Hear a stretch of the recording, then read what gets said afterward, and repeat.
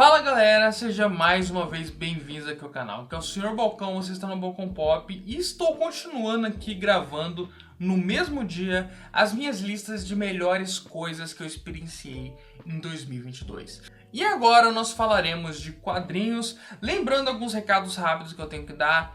Primeiramente, esse ano a lista de melhores discos do ano está saindo na Bacano Records, que é o projeto de canal de conteúdo de música e de produção musical independente minha e dos meus amigos, que a gente está colocando a cabeça esse ano. A gente já tinha começado ano passado, mas esse ano a gente vai fazer muita coisa lá. Então se inscreva no canal, também tem no TikTok, no Instagram. Vou deixar todos os links aqui na descrição. Eu também devo estar criando aí um TikTok do Balcão Pop para mim produzir alguns shorts lá, porque ano passado um vídeo que eu fiz pro TikTok na Bacano Records passou de 100 mil views, então eu tô um pouco animado em postar algumas coisinhas lá mais simples. Para além disso também, galera, como vocês sabem, 2022 foi um ano muito traumático para mim e pro canal. Foi um ano que eu não consegui produzir tanto. E agora em 2023 eu quero cair de cabeça no canal, produzir muita coisa para cá. Mas isso não vai ser possível sem a ajuda de vocês, sem a colaboração de vocês. Seja comentando, seja curtindo, seja compartilhando, ou seja se tornando um apoiador no Apoia-se do canal. Vai ajudar pra caramba, apesar de eu não estar conseguindo cumprir muitas promessas lá. Se vocês se tornarem apoiadores do canal, vocês vão pro nosso grupo, onde a gente fica discutindo cinema e um monte de coisa, um grupo muito maneiro. Então, considere se tornarem apoiadores do canal. Então já vamos logo começar com o nosso 15º lugar na lista, que é Piteco Ingá, do Chico. A Gráfica MSP é uma coleção que me fascina muito e que eu só fui conseguir ler de verdade esse ano, que eu comprei um lote lá no Shopee com 20 volumes e eu matei todos. Antes disso eu só tinha lido uns 3, assim, alguns anos atrás. E aí esse ano eu li pra caralho, só que ainda falta muitos volumes pra me ler. Eu nem vejo a hora de conseguir ler todos, porque eu ia adorar fazer um ranking de Gráfica MSPs pro canal. Mas essa do Piteco Chico foi uma que me fascinou muito. As ilustrações são maravilhosas, o estilo do Chico é fantástico e se passa, né, na pré-história com um fator bastante antropológico, sabe? É uma HQ bem etérea assim no seu retrato dessa pré-história nordestina que o Chico faz. Infelizmente não foi o Chico que fez as continuações, mas mesmo assim eu tô louco pra ler as continuações das gráficas MSPs do Piteco, porque eu adoro o personagem, adoro essa época quando bem retratada. Só que eu já vou dizer, de tudo que eu já li de pré-história até hoje, essa é uma das melhores obras de ficção que eu já tive contato sobre a pré-história até hoje, mesmo sendo só uma graphic novel tecnicamente curta. Só as ilustrações e a história, que é simples, mas muito bem contada, já valem. Em 14º lugar, uma coisa que eu fiz bastante esse ano foi ir atrás de mais quadrinhos mainstream, especialmente de super-heróis, que tivessem sido escritos por mulheres e pessoas negras, pessoas não brancas, pessoas de gêneros diversos, porque assim, uma coisa são quadrinhos independentes, que tem bastante quadrinho independente feito por todo tipo de pessoa, mas quando você pega quadrinhos de super-herói, quadrinhos mainstream, quadrinhos da Vertigo, da DC, da Marvel, você só tem cara branco hétero fazendo os quadrinhos, o que assim, tudo bem até certo ponto, mas assim, eu acho que não tem nenhuma outra mídia que eu acompanho que é tão padronizada nos seus criadores quanto essa. Então eu fui muito atrás de quadrinhos que diversificassem isso um pouco, e aí eu li bastante quadrinho da Mulher Maravilha, que tinha sido escrito por mulheres, né, pra variar um pouco, não por caras escrevendo Mulher Maravilha, especialmente a porra do Brian Azzarello, que é a pior pessoa do mundo pra escrever Mulher Maravilha, e tem gente que ainda acha a fase dele boa. Mas assim, de tudo que eu li da Mulher Maravilha esse ano, escrito por mulheres, inclusive uma fase muito boa, muito clássica da Gayle Simone, também teve um quadrinho bem divertido da Amanda Conner que eu li. A melhor coisa que eu li da Mulher Maravilha talvez na minha vida inteira, não só esse ano e não só independente do gênero da pessoa que escreveu, é Mulher Maravilha, a Verdadeira Amazona, essa graphic novel linda da Jill Thompson, que é uma ilustradora que já tinha trabalhado nos Invisíveis, que eu também amo. Trata-se de uma graphic novel que vai imaginar uma origem bastante diferente da Mulher Maravilha, né? Muito mais íntima, na minha opinião, muito mais humana, muito mais sensível, muito menos idealizada. Vai mostrar de fato defeitos da Mulher Maravilha, problemas de relação dela com o poder, o caminho, né, das consequências que ela sofre por causa desse tipo de arrogância e o processo dela em se tornar uma pessoa melhor. Só que tudo isso contado nas ilustrações da Jill Thompson, que são sensacionais. É um quadrinho visualmente deslumbrante, mas com uma narrativa muito gostosa, sabe? Momentos emocionalmente muito fortes. É um quadrinho que até me emocionou bastante, assim. Então, fica a indicação aqui, talvez a minha HQ favorita da Mulher Maravilha até hoje. Em 13º lugar, um desses clássicos que eu só vim pagar meus pecados e ler agora em 2022, Camelot 3000, que aqui tem a coleção em formatinho, tem uns 4 volumes aqui, eu não vou abrir, mas enfim, Camelot 3000, um clássico do Mike Barr e do Brian Boland, que vai imaginar, fazer uma reimaginação da história da tábua redonda, né, dos cavaleiros lá de Arthur, só que agora no futuro distante, né, nos anos 3000. E, pô, é uma HQ tão divertida, com muitas ideias sensacionais, assim, é um dos primeiros quadrinhos adultos da história, tem temas bastante fortes, né, nesse quadrinho. Só que, assim, principalmente na conclusão, a HQ tem certas decisões que já estão ultrapassadas. Um comentário muito bom que um inscrito fez lá no Twitter, quando eu postei que eu tinha lido essa HQ, ele falou assim, que é uma HQ muito à frente de seu tempo, mas esse tempo já passou. E eu assino embaixo, assim, pros anos 80, quando esse quadrinho foi feito, você encontra temáticas e abordagens aqui que ninguém tava fazendo, sabe? Uma coisa muito inteligente, muito à frente de seu tempo, realmente. Só que hoje em dia, você lendo, muitas coisas aqui já estão bem ultrapassadas, especialmente no que diz respeito à retratação de gênero. Mas continua um quadrinho de ação sensacional, que eu sinto que daria uma base fantástica para qualquer adaptação, seja no cinema, seja numa série de TV, ou seja numa animação, que poderia inclusive dar uma modernizada nesses pequenos aspectos que já estão ultrapassados do quadrinho. Mas enfim, uma obra-prima da DC, sem dúvida. Agora em 12º lugar, uma HQ brasileira que, na minha opinião, já é uma obra-prima da história da literatura brasileira, não só dos quadrinhos. É uma obra assim que eu já acho imprescindível para estar na cabeceira de todo estudante aí, que deveria começar a cair em Enem, que deveria ter prova, deveria ter em escola, que é Angola Janga, do Marcelo Desalete, que é o último quadrinho que me faltava ler dos publicados, né, pela Veneta do Marcelo Desalete. Ano passado entrou um empate técnico entre Encruzilhada e Cumbé, né, na minha lista do ano passado de melhores quadrinhos que eu tinha lido, e só faltava ler o Angola Janga, e agora ele já tá lançando um novo quadrinho, agora 2023, que eu tô louco pra ler também. Mas eu sinto que esse aqui vai ser difícil ele superar não só a questão da qualidade desse quadrinho, porque todas as qualidades do Marcelo Desalete estão no seu ápice aqui. As ilustrações estão fantásticas, ele é muito bom em criar essas narrativas visuais, às vezes com pouco diálogo, mas que tem um ritmo assim que parece que você está vendo uma animação, de tão frenético que são a organização dos quadros, a forma como os personagens vão se movimentando de uma cena a outra, a atmosfera dos desenhos dele, que é muito única, o estilo de ilustração dele é muito única. Não só isso está no ápice, a história está muito bem escrita, mas o trabalho de pesquisa que ele fez aqui sobre a história do Zumbi dos Palmares, a história né, dos quilombos, né, dos quilombolas, de toda essa luta contra a escravidão, né, dos que resistiam à escravidão e aos senhores de escravo na época. Todo esse trabalho está tão bem feito e está tão bem retratado aqui, que é uma obra que, para além de ser muito boa enquanto quadrinho, é um trabalho histórico muito importante.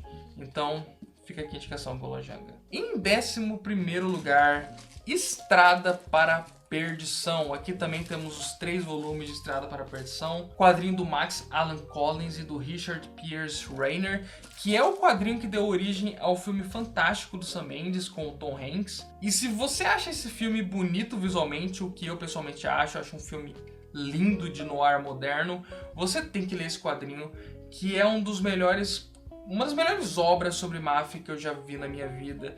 Esse quadrinho é sensacional, as ilustrações são de tirar o fôlego, o jeito que ele mistura imagens de arquivo com retratações hiperrealistas, com a parte mais quadrinesca mesmo, é sensacional.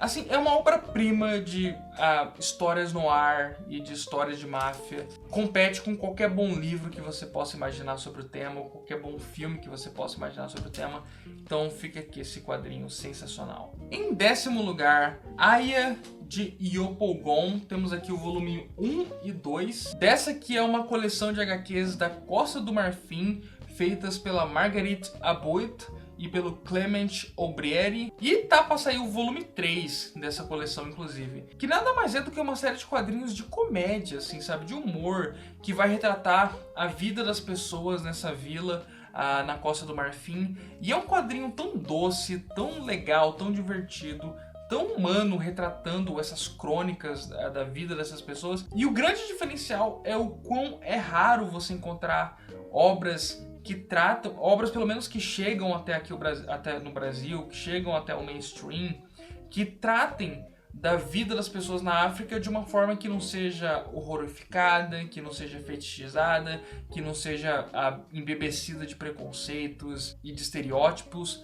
E esse quadrinho aqui, por ser feito, né, por uma autora da Costa do Marfim, e até por ser um quadrinho de uma mulher também, tem essa sensibilidade feminina a mais na retratação dos seus personagens, das situações que ela cria, porque são situações muito assim relacionadas, gravidez, problemas familiares, problemas de tradição com modernidade, né, esses embates de gerações. Tudo isso feito com muita inteligência, com muita delicadeza e com muita diversão. É um quadrinho divertidíssimo. E tem também uma animação baseada nesse quadrinho que eu tô louco pra assistir. Que, se for metade da qualidade do quadrinho já tá muito bom. Então fica em recomendação desse quadrinho não aqui, que é Aya. E em nono lugar, vamos falar de O Soldador Subaquático, do Jeff Lemire. E fica aqui uma questão: por que toda vez que eu vou na loja de livros do shopping, tem um novo quadrinho do Jeff Lemire custando R$10, volume 1, na capa? Porque, mano, esse filho da puta lança um quadrinho por semana. É bizarro, assim. Eu não sei onde ele quer chegar com isso. Ele já tá entrando num território meio Mark Miller, assim, de autor que tem 300 quadrinhos no catálogo e eu mal consegui ler os clássicos ainda. Mas de tudo que eu li do Jeff Lemire até hoje, e a essa altura não é pouca coisa, porque eu sempre tô lendo alguma nova coisa que ele lança, foi de longe a melhor obra dele que eu li até hoje. Talvez por se tratar muito, assim, e bem a fundo nessa questão paternal, né, que é uma coisa que me pega muito pessoalmente. Mas, é um quadrinho lindo, né? Com todo esse fator de soldador subaquático, as cenas passadas debaixo d'água são um outro nível de qualidade de ilustração que, mesmo para quem é fã do Jeff Lemire, deve ficar surpreso com as imagens que ele conseguiu criar aqui. Então, na minha opinião, a maior obra-prima que eu li dele até agora, apesar de eu ter muito quadrinho dele para ler ainda. E em oitavo lugar, vamos falar de Repeteco, do Brian Lee O'Malley, que eu tô prestes a fazer, na verdade já tá gravado inclusive, um vídeo sobre Scott Pilgrim, que é um vídeo de um apoiador do canal, né, do José Ricardo, que ele pediu. E no meu processo de ler Scott Pilgrim pela primeira vez, que foi o que aconteceu ano passado, eu fui ler Scott Pilgrim pela primeira vez na minha vida, eu também fui ler Repeteco, que é do mesmo autor e que eu tinha aqui na minha coleção e não tinha lido ainda. E acabou que eu gostei muito mais de Repeteco até do que de Scott Pilgrim, apesar de eu ter amado Scott Pilgrim também, vocês vão ver no vídeo que vai sair em breve. Mas Repeteco, na minha opinião, pega vários temas que já estão abordados no Scott Pilgrim e abordam eles com mais maturidade e com mais objetividade, né? Porque é um quadrinho bem mais curto. O Scott Pilgrim são 3 volumes, até maiores do que esse, enquanto o Repeteco é só um volume único desse tamanho aqui. Tanto na parte de ilustrações quanto na parte de abordagem temática, eu acho que o autor amadureceu muito de uma obra para outra. Em sétimo lugar agora, o melhor quadrinho de super-heróis que eu li esse ano. Na verdade, o melhor quadrinho de super-heróis que eu li há muito tempo. Já é, na minha opinião, top 10 melhores HQs da Marvel que eu já li na vida. Eu não tô exagerando. Que é Pantera Negra. Quem é o Pantera Negra? Do Reginald Hudlin e do John Romita Jr. A abordagem do Reginald para o mito do Pantera Negra, né? O Reginald, que era um diretor de cinema negro, que ele dizia que o sonho dele era fazer quadrinhos. Ele se tornou diretor primeiro porque era mais fácil para ele se tornar diretor do que quadrinista, sendo ele negro, que é uma coisa que eu falei já nesse vídeo, o quão raro é você ver pessoas não brancas padrão fazendo quadrinho. Então, depois que ele já tinha consolidado a carreira dele como diretor, ele conseguiu um ingresso para escrever uma fase do Pantera Negra, e aí ele entregou meio que o projeto dos sonhos dele de como seria um filme perfeito do Pantera Negra, e acabou que foi uma das grandes influências pro filme que a gente acabou tendo, só que na minha opinião, talvez até melhor. Apesar de que eu não acho que funcionaria tão bem como filme, eu acho que funciona bem mais como quadrinho. Eu acho que o filme funciona bem como o filme que é e já existe, e o quadrinho funciona bem como o quadrinho que ele é e já existe. Só que se for para comparar os dois, esse quadrinho é muito mais ácido no seu humor, muito mais pesado nas suas críticas e muito mais cheio de ação até, com cenas de ação sensacionais e uma abordagem ao mito do Pantera Negra difícil de comparar. Então, fantástico, eu amei cada página desse quadrinho. E a partir de agora a gente entra nos peso pesado foda aqui, só quadrinho que, na minha opinião, já estariam num top 20 até top 30 melhores quadrinhos que eu li na vida. Eu li muito quadrinho foda esse ano, eu devo dizer. E aqui só tem obra-prima, tá? Só tem obra-prima. Começando com o 6º lugar, trilogia de Diomedes, do Lourenço Mutarelli. Eu já tinha lido o primeiro volume dessa trilogia aqui lá em 2019 e finalmente eu pude ler a trilogia completa. E é fantástico, assim, né? O Lourenço Mutarelli é um autor de quadrinhos já consagradíssimo no cenário nacional, só que talvez essa é a obra mais pessoal dele, a obra mais cuidadosa dele e a obra menos escatológica dele até nos quadrinhos, porque o Lourenço Mutarelli tem uns quadrinhos que são intragáveis, assim, de tão pesados, nefastos e odiosos que são nos temas que ele aborda. Só que a trilogia de Diomedes é uma trilogia de quadrinhos até bem divertida, muito engraçada, apesar de extremamente autodepreciativa e violenta, escatológica. É numa medida bem tragável, assim, para um leitor mais casual, e que vai fazer nessa grande sátira de história de detetive, histórias no ar, só que nesse cenário paulistano urbano e, né, com bastante acidez nas suas reviravoltas de trama e com muito nonsense também, né? Um quadrinho que vai sempre por caminhos que você não espera. Então, pô, uma obra-prima aqui de um dos maiores quadrinistas que a gente tem no nosso país. Seguido a isso, vamos falar de Azul é a Cor Mais Quente, da Julie Marot, quadrinho francês. E eu tenho um pouco de ranço com o que eu já ouvi falar sobre o filme. Eu sei que é um filme problemático, por muito do diretor e de coisas que ele submeteu as atrizes a fazerem. Então, por via das dúvidas, se você tiver que apreciar essa história linda, né, sobre esse casal de lésbicas tendo que enfrentar os problemas da sociedade, mas acima de tudo lidando com o amor de uma para outra, leia Azul é a Cor Mais Quente, leia o quadrinho, sabe? Leia a obra original. É um quadrinho fantástico, lindo, com uma sensibilidade incomparável, sabe? E é muito louco que eu comprei na Shopee esse quadrinho e o vendedor era fã do canal. E a gente trocou uma ideia até sobre isso. Mas enfim, pô, uma das melhores leituras, finalmente eu pude ler esse clássico dos quadrinhos e já é um dos meus quadrinhos favoritos, assim. É um quadrinho lindo, lindo, lindo, lindo. E agora temos, acho que 4º lugar, certo? Shampoo, né? Os 3 volumes de Shampoo aqui, do Roger Cruz, que são quadrinhos ali autobiográficos da juventude do Roger Cruz, sendo um cara do rock, um cara hippie, vivendo em São Paulo, né, com todos os seus amigos doidões pra caramba. Dessa época que a Panini tava publicando umas paradas mais independentes brasileiras. E eu tinha lido o volume 1 lá atrás, lá quando saiu, não tinha achado nada demais. Só que aí, esse ano eu consegui comprar o volume 2 e o 3 por uma promoção muito barata que eu achei. E eu falei assim, eu vou reler os 3 volumes juntos pra acabar logo com isso. E eu fui, assim, fisgado por essa história, por esse universo, por esses personagens. Eu amo a estrutura desse quadrinho, o formato de crônicas dele, como ele vai contando a crônica de vários personagens diferentes e isso vai meio que pintando um quadro maior que vai se unindo ao longo dos quadrinhos. É uma das narrativas mais ambiciosas e bem fechadinhas que eu já tive um contato até hoje. É incrível como em apenas 3 volumes, Shampoo consegue pintar um universo de personagens rico e muito verdadeiro, né? Muito humano. Eu acho difícil uma pessoa ler esses quadrinhos e não se identificar com algum personagem ou alguma situação.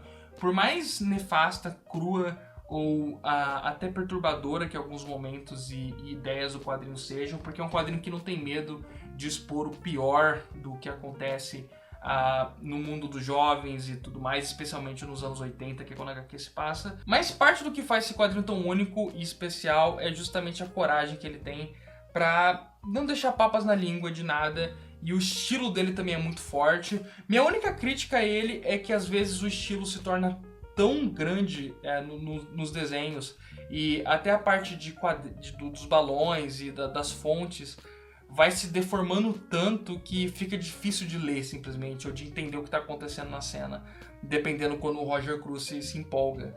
Mas de resto é uma obra-prima dos quadrinhos nacionais. E agora vamos pro nosso top 3, começando por O Anel do Nibelungo, do Richard Wagner. Que na minha opinião já é a versão definitiva que existe de você apreciar essa obra-prima da história da arte, não apenas da ópera, não apenas da música, que é a ópera lá do Richard Wagner, da Cavalgada das Valquírias e do Anel do Nibelungo, que inspirou o Senhor dos Anéis e o caralho. E, porra, eu li esse quadrinho todo ouvindo o Anel do Nibelungo, a ópera, e, porra, o bagulho tem, tipo, 50 horas. É meio insalubre você ouvir essa porra, ainda mais se você não tiver uma legenda pra você entender em grego o que caralhos o povo tá falando. Então só leia o quadrinho. Leia o quadrinho e, se pá, nem ouvindo a porra da ópera, ouça, sei lá, Black Sabbath, que eu acho que vai ser muito mais divertido. Mas, de qualquer forma, porra, as ilustrações disso aqui são uma sacanagem. E a forma como consegue adaptar uma obra tão massiva em um quadrinho só, tipo um volume único, definido num ritmo irretocável, sabe? Um quadrinho muito divertido, que consegue transmitir toda a epicidade, toda a grandiosidade, a escala dessa história de deuses, elfos, anões, criaturas, sabe? Essa porra toda de mitologia que você pode imaginar, sabe? É uma experiência cinematográfica, só que em formato de quadrinho. E em segundo lugar, vamos falar de um quadrinho que vai ter vídeo, tá? Vai ter vídeo só sobre ele. Turma da Mônica Lições, que é o segundo quadrinho da Turma da Mônica pela Lu e o Vitor Cafage na Graphic MSP. E é pra mim a melhor Graphic MSP de todas que eu li. E não só isso, assim, eu poderia colocar aqui empatado as 3 histórias da Lu e do Vitor pela Turma da Mônica, que são muito boas. Só que eu estaria sendo injusto com o fato de que isso aqui pra mim é a história definitiva da Mônica, sabe? Da Turma da Mônica. É a história definitiva da Turma da Mônica. E eu amei o filme também, sabe? Eu achei o filme uma puta adaptação dessa história. E eu fiz um vídeo que já tá gravado, inclusive, que eu preciso editar, sobre o quadrinho e o filme. Apesar de eu não gostar muito do primeiro filme, o segundo filme é sensacional, muito porque o material fonte é incomparável. Isso aqui pra mim, eu chorei lendo, sabe? Eu chorei lendo essa porra. Eu acho que nunca vão fazer uma obra-prima tão grande sobre a Turma da Mônica e as relações da Turma da Mônica e tudo que a gente ama na Turma da Mônica, só que tratado com uma maturidade. É simplesmente foda. Eu amei cada página, cada segundo isso aqui. Mas em primeiro lugar, não poderia ser outra obra senão essa que já tá assim, talvez top 5 melhores quadrinhos que eu li na vida, sabe? No máximo assim um top 10. A Arte de Charlie Chan Rock Chai, Uma História de Singapura, do Sonny Liu. Isso aqui é inabalável, assim.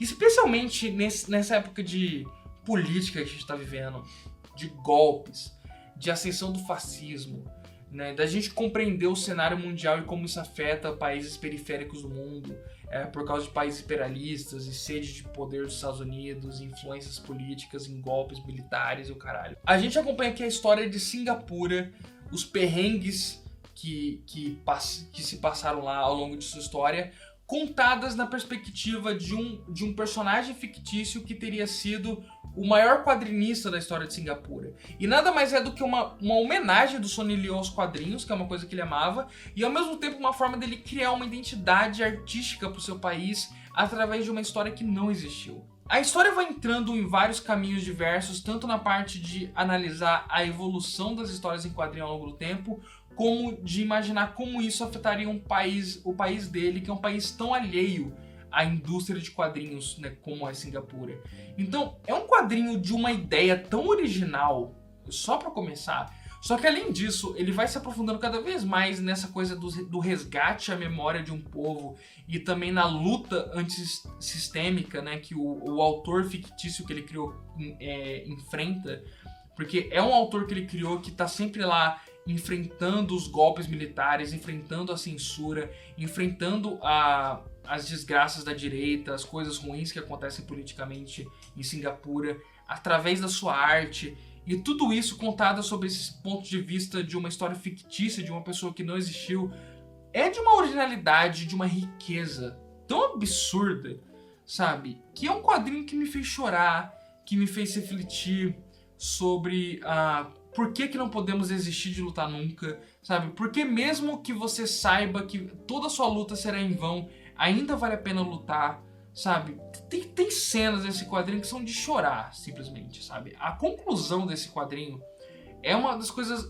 Pra mim, isso aqui é a leitura básica pra todo mundo que se interessa por política, pra além de quadrinhos, todo mundo que se interessa por arte, todo mundo que se interessa pela construção da história de um país, todo mundo que se interessa por achar sentido pra viver, sabe? É um quadrinho inabalável. Eu não senti uma emoção tão grande lendo um quadrinho desde Day Tripper, talvez, que é um dos meus quadrinhos favoritos da vida e um dos quadrinhos que mais mudou a minha percepção de vida. Mas eu acho que se eu fosse colocar todos e comparar, eu acho que todos eles têm quadrinhos que são parecidos, quadrinhos que são equivalentes, mas esse quadrinho é único, sabe? É uma experiência que você só vai ter lendo ele. Você não vai encontrar uma experiência parecida em um filme, em uma série, em lugar nenhum, sabe? E isso pra mim é inabalável. É uma obra-prima que só poderia ter sido feita nos quadrinhos. E eu tô quase chorando só de falar no quadrinho, sem sacanagem. Então eu vou parar aqui. Galera, espero que tenham gostado do vídeo. Essa foi mais uma lista de favoritos que eu fiz. Vai sair aí mais de séries de TV e filmes aí no canal essa semana. Espero que tenham gostado, curtam, compartilhem, comentem, tudo aquilo vai ajudar pra caramba o canal. E se alguma indicação aqui mexeu com vocês, dê uma força pro canal, comente aí se você já leu alguma, o que você acha das obras que eu citei. Deixa a sua lista nos comentários, essa porra toda que vocês sabem que tem que ser feito, né? Até a próxima, galera. Um beijão e valeu!